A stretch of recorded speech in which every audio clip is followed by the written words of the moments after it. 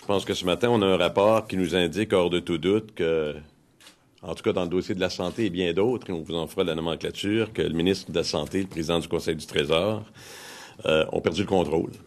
Le ministre de la Santé et le président du Conseil du Trésor se sont, dirait-on, beaucoup trompés.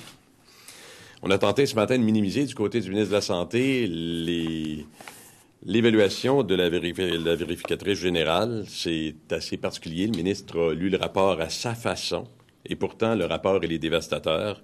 L'AVG rapporte ce matin que les coûts de la rémunération des médecins ont été de 416 millions plus élevés que ce qui a été budgété dans les 5 dernières années.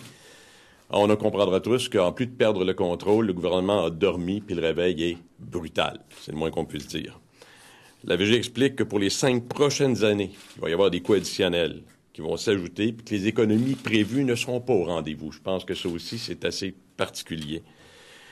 Elle écrit noir sur blanc que les économies ne seront pas là, puis elle dit en plus qu'on a des objectifs, mais pas de cible, pas d'indicateurs de performance pour savoir si on est efficace. Il y a un autre problème majeur à ce chapitre-là, donc ça démontre que ça ne marche pas. Le système actuel, il ne favorise pas les bonnes pratiques médicales, ne favorise pas la prise en charge des patients. Je pense que c'est assez clair.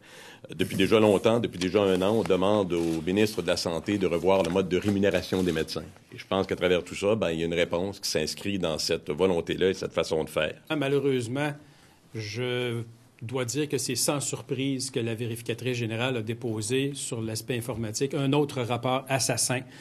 Visiblement, le domaine de l'informatique est gangréné par la corruption, la collusion. La vérificatrice générale qui nous dit que les conditions actuelles augmentent les risques de corruption et de collusion.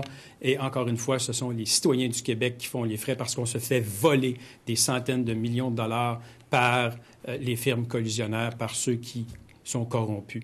Ça va prendre un remède de cheval. L'heure des lunettes roses et des mesurettes est terminée. Malheureusement, le président du Conseil du Trésor n'est pas à cette enseigne et il va falloir qu'on s'attaque au problème de la mauvaise gestion, de la non-imputabilité des gestionnaires. La vérificatrice générale le souligne aussi dans son rapport. Il faut que les gestionnaires soient imputables de leur comportement, de leur mauvaise gestion.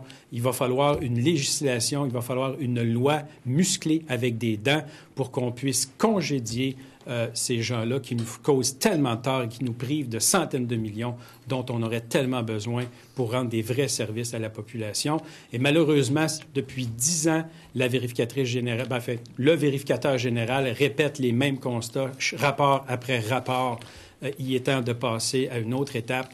Et dans ce sens-là, je vous rappelle que nous demandons depuis longtemps qu'il y a une commission d'enquête dans le domaine informatique. Cette commission d'enquête-là, il faut la tenir parce qu'encore une fois, la vérificatrice générale, tout comme le commissaire Lafrenière il y a quelques semaines, nous confirme que la collusion et la corruption gangrènent le milieu de l'informatique et il est temps de faire quelque chose de musclé pour que ça cesse. Vous avez entendu, comme moi ce matin, poser la question en Chambre au ministre de l'Énergie.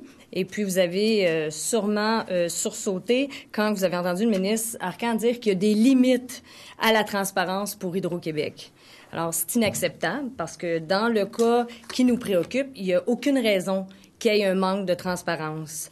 On parle de contrats d'environ 45 millions, alors 45 millions de fonds publics. Hydro aurait tout intérêt à donner aux fournisseurs tout ce qu'ils ont besoin pour les mettre en compétition et aller chercher le meilleur prix possible pour en faire bénéficier les contribuables. On parle d'un appel d'offres sur invitation pour un projet de solution de storage et de protection des données. On ne peut pas parler de transparence chez Hydro-Québec quand Hydro ne veut pas dévoiler aux fournisseurs la grille d'évaluation pondérée qu'ils attribuent pour chaque critère. Qui ne donnent pas non plus aux soumissionnaires tout ce qu'ils ont besoin pour remettre une soumission avec un prix le plus juste possible. Parce que le fait de ne pas donner upfront, pardon l'anglicisme, d'avance les critères pour que le fournisseur prévoit exactement son coût de conversion, écoutez, le fournisseur qui voudrait baisser sa marge de profit pour obtenir le contrat, il n'y a pas la marge de manœuvre pour le faire. Alors, ça l'ouvre la porte à ce que ça soit toujours le même fournisseur en place qui obtienne le contrat. Et puis, on peut voir là, depuis à peu près un peu moins de 20 ans, c'est le même fournisseur de hardware, tant pour les PC que pour les serveurs, à l'exception d'Hydro-Québec Transénergie. À l'exception d'Hydro-Québec Transénergie parce qu'ils ne font pas partie du pôle d'informatique d'Hydro-Québec. Alors, on peut aussi s'apercevoir que les frais de maintenance des réseaux sont exorbitants. Alors, c'est plusieurs dizaines de millions par année de frais de maintenance.